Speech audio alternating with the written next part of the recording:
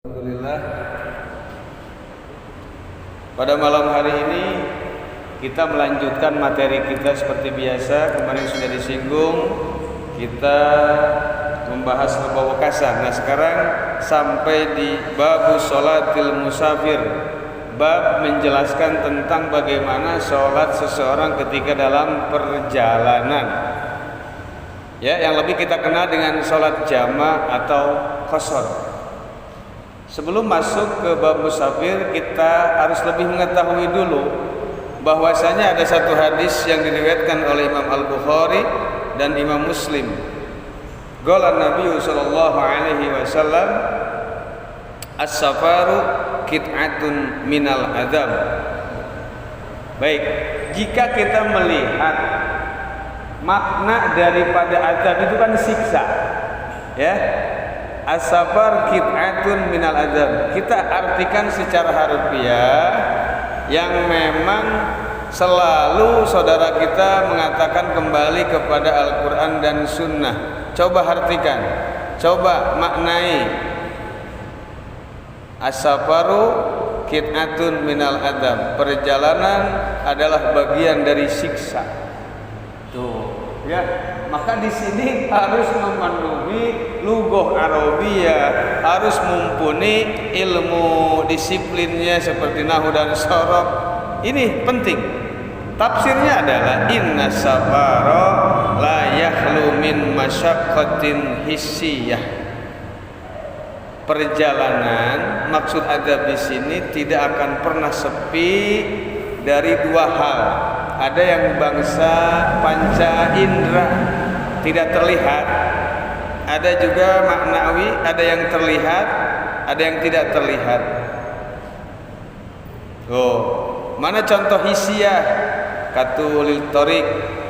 Siksa di sini maksudnya adalah masyaqqah. Ada kesulitan dan kepayahan. Seperti katulil torik, seperti perjalanan jauh, itu kan membuat lelah kita. Jadi ada di situ adalah membawa kelelahan. Ada juga yang memang bangsa maknawiyah. Apa? Kata frikil kamufaraqatil aqarib wal ahbab, seperti berpisah dengan kerabat-kerabat kita, berpisah dengan teman-teman yang kita cintai, saudara-saudara kita yang kita cintai. Dalam perjalanan ketika kita ziarah, contoh ke Wali Songo berapa hari? 5 hari 5 malam. Otomatis keluarga kita ditinggal, anak kita ditinggal. Itu yang dimaksud dengan as-safaru qit'atun minal adab. Jadi perjalanan itu mesti mendapatkan kelelahan, kepayahan dan kesulitan. Seperti perjalanan panjang. Coba kita kebayang dari sini misalnya ke Bali, nggak pakai pesawat, lewat darat, itu lumayan luar biasa jauh. Jangankan ke Bali, ke Jawa saja yang mudik lewat darat itu kan membutuhkan waktu lama. Baik, saya ambil ringkasannya saja agar mudah dipahami yang berkaitan dengan sholatul musafir. Baik, ar-rukhasu al-muta'alliqah bis-safar at-tawil arba'ah. Hal-hal yang diperbolehkan yang berkaitan dengan perjalanan jauh.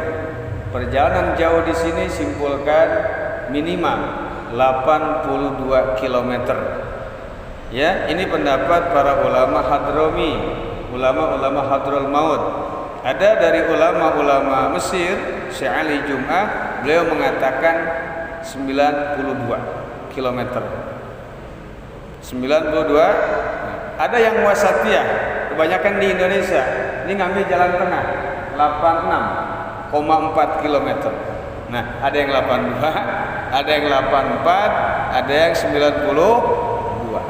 Nah, jadi minimal berarti 82 km. Ketika perjalanan kita sudah mencapai 82, tidak dihitung pulangnya, perginya saja. Dari sini ke Bandung lebih 82 km. Maka dalam perjalanan ke Bandung diperbolehkan sholat musafir. Nanti sholat musafir ini ada dua, ada qashar, ada jama'.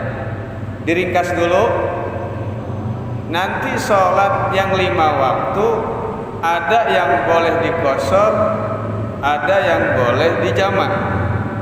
Satu, kebagi 3. Kedua, ada yang boleh dijamak, tidak boleh dikosor.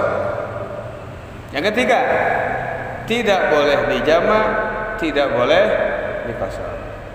Tuh. Mana yang boleh dijamak dan kosor? Yang pertama boleh dijamak dan boleh dikosor. Yaitu apa? Salat zuhur, asar, isya. Antakuna salatu rubaiyatan. Salatnya harus 4 rakaat jumlah bilangnya. Salat 5 waktu nih. Yang kedua, salat yang boleh dijamak tapi tidak bisa dikosor. Apa? Salat maghrib. Boleh dijamak takdim dengan isya, boleh dijamak takhir ke isya. Tapi tetap maghrib gak bisa dikosor. Dikosor itu diringkas. Isya bisa jadi 2. Kalau maghrib 1 rakaat setengah. Jadi pas ruku selesai. Gak ada. Maka di sini ada batasannya. Gak sembarangan bisa kosor. Nah kalau kita begini kan apa? Ya. Yang ketiga, tidak bisa dikosor, tidak bisa dijamak. Apa sisanya tuh? Subuh. Subuh bisa dikosor dengan duha, namanya dukun. Duha pakai kunut. Berarti subuhnya kesiangan. Nah, itulah. Jadi memang subuh ini nggak bisa dijamak, nggak bisa dikosor. Jadi yang 5 waktu itu dikaitkan dengan jamak kosor terbagi 3. Paham ya? Insya Allah. Baik, hal-hal yang diperbolehkan yang berkaitan dengan perjalanan jauh ada 4. Yang pertama, qasrus sholat, boleh meringkas sholat. Zuhur, asar, isya yang sudah saya sebutkan tadi. Yang kedua, al-jam'u bainas sholatain, ya, bisa menjama mengumpulkan 2 sholat dalam 1 waktu. Yang akhir ditarik ke awal, namanya takdim. Asar akhir ditarik ke zuhur, ke awal, berarti jamak takdim. Zuhur awal ditarik ke asar, namanya takhir. Akhara yuakhiru takhiran, qaddama yuqaddimu taqdiman. Tuh, boleh. Yang ketiga, hal-hal yang diperbolehkan dalam perjalanan jauh. Al-fitru fi Ramadana idza kharaja min baladi qabla tulu'il fajri. Diperbolehkan berbuka puasa di bulan Ramadan jika kita sedang dalam perjalanan. Tetap nanti kita qada bi ayyamin ukhar dalam surat Al-Baqarah, nanti di qada di waktu yang lain. Ya, ini salah satu poin ketiga yang diperbolehkan ketika kita melakukan perjalanan jauh. Yang keempat, mashul khuffain salah satu ayamin bilayalihinna. Jadi kita sudah tidak ada, bahkan nggak ada, yaitu mengusap mujah. Mujah itu seperti kaos kaki tebal. Kalau antum ya dilihat di tanah haram, di Mekah, di Madinah, itu nanti ada orang Timur Tengah kebanyakan pakai sepatu, bukan sepatu tapi kaos kaki cuman tebal, namanya mujahub. Namanya apa? Khuf. Nanti kalau ada orang Arab masuk ke tanah haram atau ke Masjid Haram, ke Masjid Madinah pakai sepatu, jangan dilarang, itu bukan sepatu, namanya khuf. Kaos kaki mirip sepatu karena kaos kakinya agak tebal, warna hitam. Ya, nanti antum nanti ada yang umroh atau ada yang hajian, coba cari deh. Nanti yang jualan khuf, saya kebetulan lupa terus. Khuf buat praktek, ini loh khuf, bukan kaos kaki loh. Begitu maksudnya, ini loh khuf, bukan kaos kaki. Nah, ketika pakai itu kan nggak dilepas-lepas. Jadi ketika wudunya tidak usah dilepas. Mohon maaf, saya praktekkan. Nah, diangkat. Ininya nggak usah dilepas, jadi cukup mengusap khufnya saja, nggak usah dibuka, kemudian kita basahin kakinya, nggak usah. Jadi batasannya 3 hari.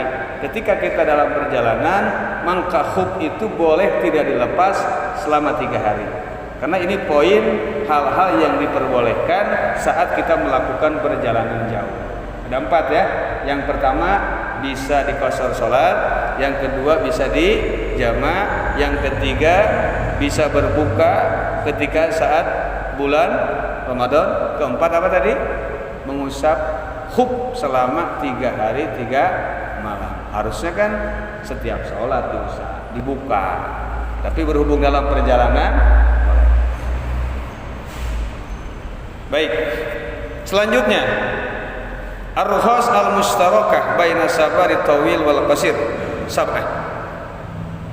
Hal-hal yang diperbolehkan ya dalam perjalanan jauh dan perjalanan pendek.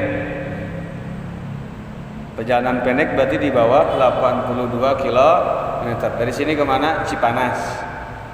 At-Ta'awun, tahu At-Ta'awun? At-Ta'awun. Ada 7 dalam perjalanan nih. Rukhsah dispensasi yang diperbolehkan nih. Aklul maitah lil muddar, boleh makan bangkai bagi mereka yang sudah urgent, gak ada makanan, bakal habis, boleh tuh makan bangkai. Kita mending minta ke rumah makan atau mending makan bangkai kira-kira? Gue sih pengen mendingan punya duit. Ini lain urusan. Kita lagi nggak punya duit dalam perjalanan, kemudian kita harus minta ke siapa? Di situ ada bangkai, maka bangkai itu boleh dimakan.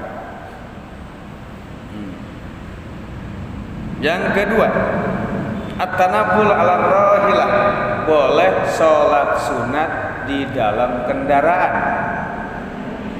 Nah, maka dalam melaksanakan sholat sunat boleh di atas pesawat. Adapun sholat wajib tetap harus diqadha. Yang dimaksud dengan ayat ayanama kuntum, yang dimaksud dengan ayat dimanapun kalian berada, maka di situ fasamma wajhallah, maksudnya di situ untuk sholat sunat.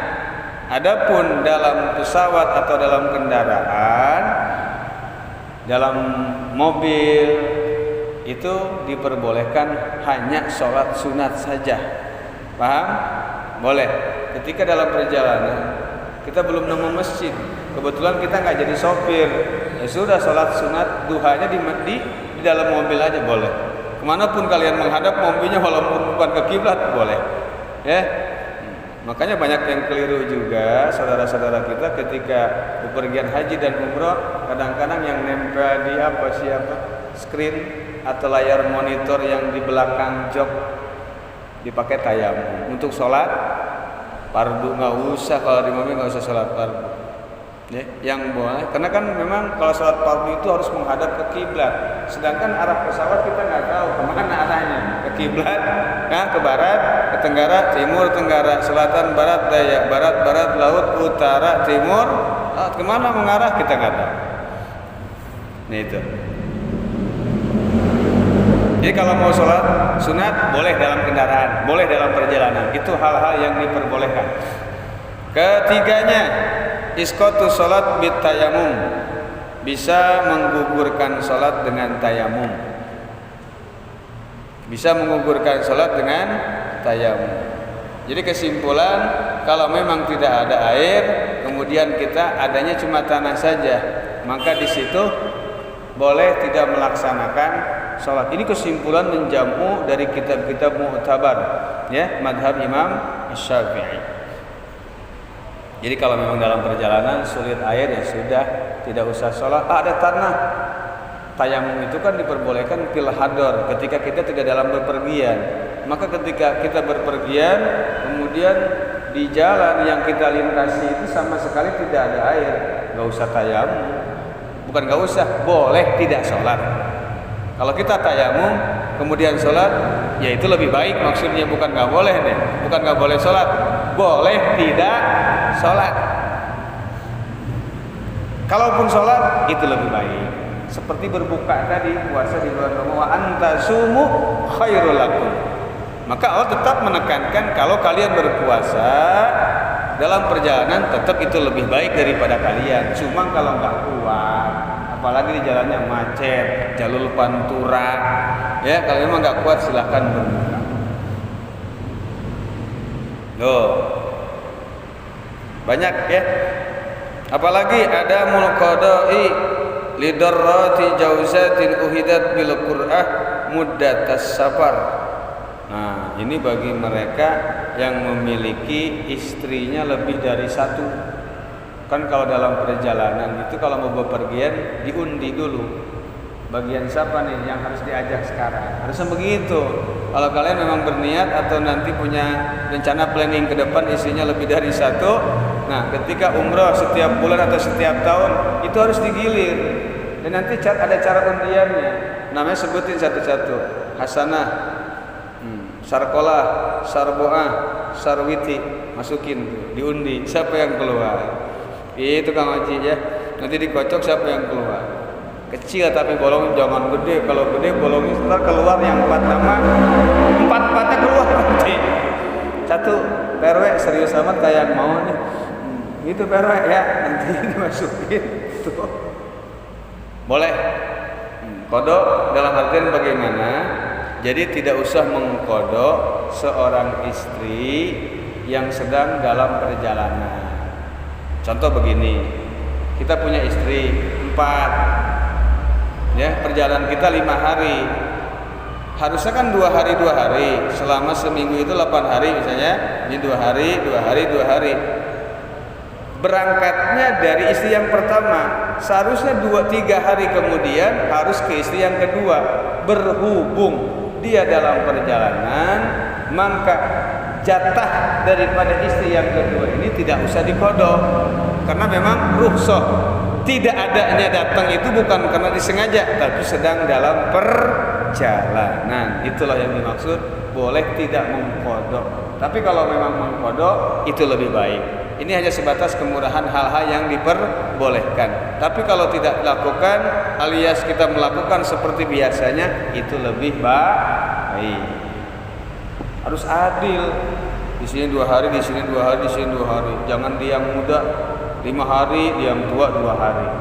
Yang tua cuma 100.000, yang muda 200.000. Nggak boleh begitu, harus adil. Itu susah. Fa in khiftum alla ta'dilu fawahidah. Jika memang kalian sulit tidak bisa adil, maka cukup satu saja. Baik. As-safar bil wadi'ah li'udrin. Loh, perjalanan membawa titipan barang liudrin. Jadi ada orang yang nitip barang ke kita. Kalau di rumah ini nggak aman, akhirnya itu titipan dibawa terus sama kita dalam perjalanan. Ketika ada orang yang mau ngambil, maka barangnya nggak ada, sedang kita bawa. Ya, sedang kita bawa. Maka ya itu boleh kita bawa. Tapi kalau memang aman ya taruh di rumah. Tapi kan sekarang zamannya zaman canggih. Kadang-kadang kan telepon dulu, medsos, japri dulu. Bang, saya mau ngambil titipan bang, mau mengambil barang saya bang. Oh iya, saya lagi di nanti pulangnya tanggal sekian. Kamu balik lagi aja tanggal sekian. Bisa begitu sekarang, ya. Tidak seperti zaman dahulu yang memang sulit alat komunikasi. As-safar bil ariyah, perjalanan dengan hal yang sedang kita pinjam. Contoh, kita minjem baju atau minjem mobil. Ya, minjem. Mau dibalikin 3 hari. Dalam 2 hari, baru 2 hari, ternyata ada seseorang yang ngajakin kita keluar. Ya, entah itu umroh, entah itu haji. Kemudian kita lupa bawa baju atau pakai baju yang dapat minjem, harusnya dibalikin. Otomatis lebih kalau umroh 9 hari bolak-balik. Otomatis lebih dari dalam perjanjian, maka ini pun diperbolehkan karena memang tidak ada unsur kesengajaan, tapi sedang dalam perjalanan. Itu. Baik. Kemudian hukum melakukan perjalanan itu ada 5. Ahkam musafar khamsatun. Karena dalam kitab Al-Bariqah Mahmudiyah, kullu qaulin aw fi'lin ba'da bi'sati Rasulillah sallallahu alaihi wasallam lam yakhlu 'anil ahkamil khamsah. Setiap ucapan atau tingkah laku sesudah diutusnya baginda Rasulullah sallallahu alaihi wasallam lam yakhlu 'anil ahkamil khamsah, maka tidak akan pernah sepi dari hukum yang 5. Mesti ada hukum yang 5. Wajib, sunnah, mubah, makruh, haram. Pasti. Wajib, apalagi? Sunnah, mubah, makruh, haram. Sama dengan melakukan perjalanan. Ahkamus safar khamsah.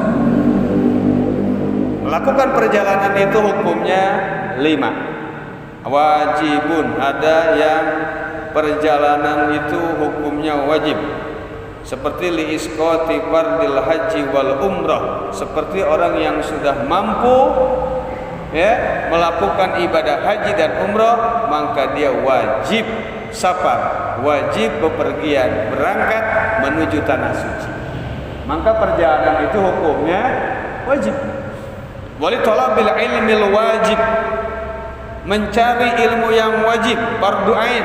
Mohon maaf, di Kedung Halang tidak ada yang mumpuni, misalnya tidak ada yang menguasai fardu ain, maka orang Kedung Halang di sini harus melakukan perjalanan ke Bandung.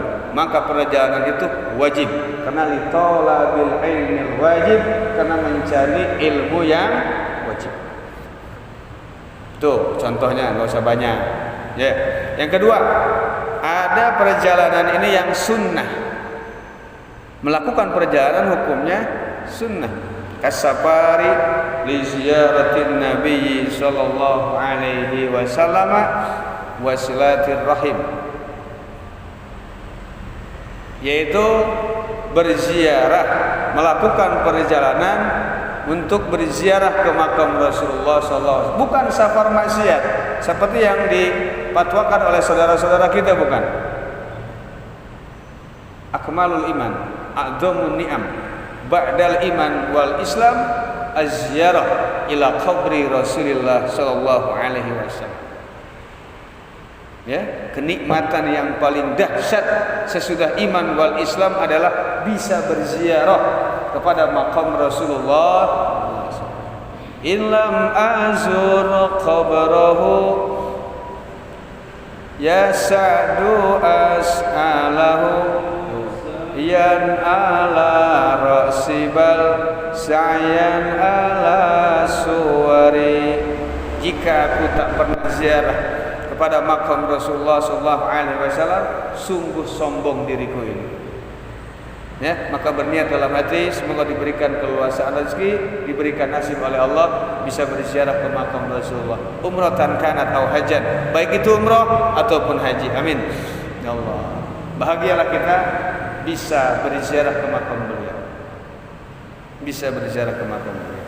Nanti ada bab khusus ya terkait dengan ziarah dengan baginda Nabi, banyak itu ya, kitabnya tebal-tebal yang membahas ziarah Nabi, Ibnu Hajar, Imam Subki dan lain-lainnya.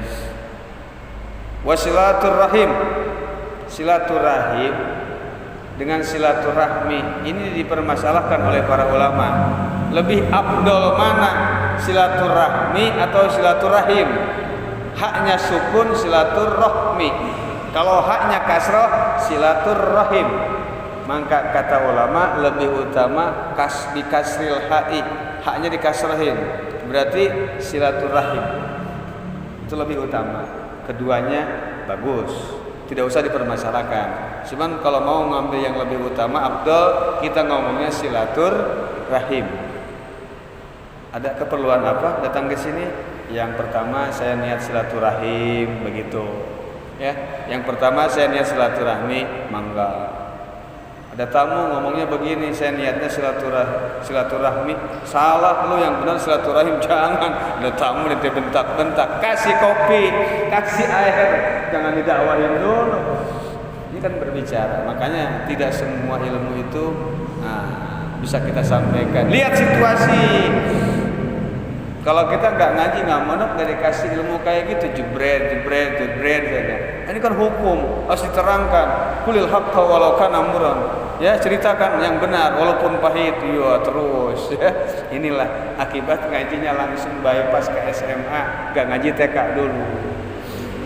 Jadi kan saya lagi menceritakan, terlepas dari keduanya, maka keduanya adalah baik. Boleh silaturahim, boleh silaturahmi. Nah, setelah kita tahu ada yang cantik dan yang lebih cantik, kita milih yang mana? Gitu ya tuh. Milih mana? Gak usah ditanya. Pertanyaan yang gak butuh jawaban. Baik. Silaturahim. Kebetulan kita punya saudara di Banten. Di mana misalnya di Baduy lah katakan. Sudah lama. Atau orang Padang lama tak jumpa takkan ajwa ini, lupa ya, kita udah lama nggak ketemu, kangen nih. Akhirnya silaturahim ke sana. Nah, melakukan safar, melakukan perjalanan untuk tujuan bersilaturahim itu hukumnya sunnah. Baik, yang ketiga, ada yang hukum berjalan atau melakukan perjalanan itu mubah, diperbolehkan, tidak pun tidak apa-apa. Kasafari litijarah, seperti melakukan perjalanan tujuan untuk berdagang, berniaga, jual beli. Apalagi di akhir zaman yang banyak semarak dengan bisnis online, ya, dari Bandung misalnya dia bikin tape apa? Tape oli. Dari Bandung nih, bukan odading, bukan. tape oli dikirim. Pesannya 1 box, otomatis dia kirim ke Bogor. Nah, mengirim tape ke Bogor ini ketika dalam perjalanannya melakukan qashar atau jamak, maka mubah hukumnya. Karena tujuannya litijarah, sedang berniaga, sedang berusaha, sedang berjualan. Ini hukumnya mubah. Dulu seperti Rasul berdagang ke negara Syam, ya kan, dari Mekah ke Syam, Syria. Itu kan perjalanan. Namun kan saat itu belum ada qashar jamak, belum. Selama di Mekah itu hukum tidak ada yang lain. Sampai 12 tahun cuma diperintahkan untuk bertauhid kepada Allah. Belum ada sholat. Sholat dipardukan semuanya, zakatnya, Jumat bahkan di negara Madinah. Selama di Mekah belum ada hukum apa-apa. Hanya sebatas berbuat kebaikan dan bertakwa kepada Allah, beriman kepada Allah Subhanahu. Setahun sebelum hijrah alias tahun ke-12 selama di Mekah, barulah Isra Mi'raj, barulah dipadukan sholat. Sholat aja belum ada, bagaimana ada qashar dan jamak. Jadi ketika Rasul bujangan, belum ada syariat hukum berdagang ke Suriah, ke negara Syam. Nah, seperti itu contohnya. Kalaupun sudah ada hukum, berarti itu boleh melakukan jamak atau qashar. Saat itu kan belum jadi nabi. Sudah jadi nabi aja di Mekah belum ada hukum sholat, apalagi Rasul masih bujangan, masih usia 25 tahun, ya, berdagang bersama Khadijah menuju ke Suriah. Maksudnya bersama karyawan-karyawannya Khadijah. Khadijah nggak ikut. Yang keempat, makruh. Perjalanannya makruh, melakukan perjalanannya makruh. Kasafa litijarah fi aqfanil mauta aw lilahwi wa la'ib ghairil muharram. Melakukan perjalanan untuk berjualan kain kapan. Nah, maka kalau kita buka toko, buka kios khusus jualan kain kapan, maka hukum jualannya makruh. Maka kalau jualan kain kapan harus dibarengi dengan jualan yang lainnya. Kalau khusus kain kapan, jualannya makruh. Kenapa? Karena dia mengharap terus setiap hari orang itu mati. Karena kalau nggak ada yang mati, nggak ada yang beli bahan ini. Karena khusus jual kain kapan. Tujuannya, misalnya COD, cash on delivery, bayar di tempat. Bayar di tempat. Kalau bahasa dulunya yadan biyadin. Kalau bahasa sekarang COD, cash on delivery, bayar di tempat. Barangnya ada, uangnya ada. Cuma bahasa aja yang beda. Bahasanya dikeren-kerenin. Padahal dalam kita mah yadan biyadin. Kalau baheula mah nyari tanah crung creng. Crung cereng, cerung barangna, cereng duitna, gitu kalau bahasanya. Ini mah keren, COD. Kamana teh rek COD-an, gitu udah orang COD-an, COD-an. Tuh. Nanti itu dibahas ada di bab muamalah. Ini kan masih bab ibadah ini. Nanti ada bab muamalah, berniaga, ada bab munakahah, pernikahan. Ini masih lama berjalan. Ini tamatnya 10 tahun lagi. 10 tahun. Nanti ada bab jinayah, bab melukai dan membunuh, menampar, maki atau qadzaf, menuduh zina dan lain-lain. Baik. Aulilahwi atau dalam tujuan untuk bermain-main seperti jalan-jalan. Itu seperti jalan-jalan, melakukannya hukumnya makruh. Tujuannya hanya berjalan-jalan saja, meninjau, refreshing. Kebanyakan tuh kalau refreshing kan di kita tuh macan ternak. Tahu macan ternak? Mama cantik antar anak, kalau anaknya ada tur pasti ibunya ikut itu. Namanya macan ternak. Mama cantik antar anak ikut. Alasannya ngantar anak, pada mana memang hayangan. Ya, masa kecilnya kurang bahagia, sekarang alasan ngantar anak. Ya. Nah, ketika dalam perjalanan melakukan qasar atau jama' maka boleh, cuman kena penalti hukum makruh. Yang terakhir, kelima, haramun kasafari zaujah min ghairi iti zaujiha, seperti seorang istri yang melakukan perjalanan tanpa izin suaminya. Maka istri jika keluar kemana-mana harus ada izin suami. Bahkan ini menjadi polemik, menjadi perbedaan pendapat para ulama di kalangan Azhariyun, ya, ulama Azhari, ulama Hadrami dan lain-lain. Bolehkah jika seorang perempuan berhaji atau berumrah tanpa ada izin dari suami, tanpa ada mahram? Maka di kita, di pihak Kementerian Agama atau di pihak KBIH selalu ada bahasa uang mahram, biaya mahram. Dalam artian biaya mahram ini memahramkan seseorang. Bahkan jika memang tadi ada mahramnya, saya memilih mahram bukan muhrim karena mengikuti Syekh Nawawi. Kata Syekh Nawawi, bi fathil mim wa fathir ra, mimnya patah, ra-nya patah, mahram. Bukan bidomil mim wa kasiro, kalau mimnya doma, ra-nya kasar, berarti muhrim. Kalau muhrim bahasa Indonesia, kalau mahram bahasa Arab. Ya, mahram sama muhrim itu saja, sama. Tapi Syekh Nawawi, ya, dalam kitab Tauhid menegaskan mahram. Waiting list harusnya nunggu daftar hajian.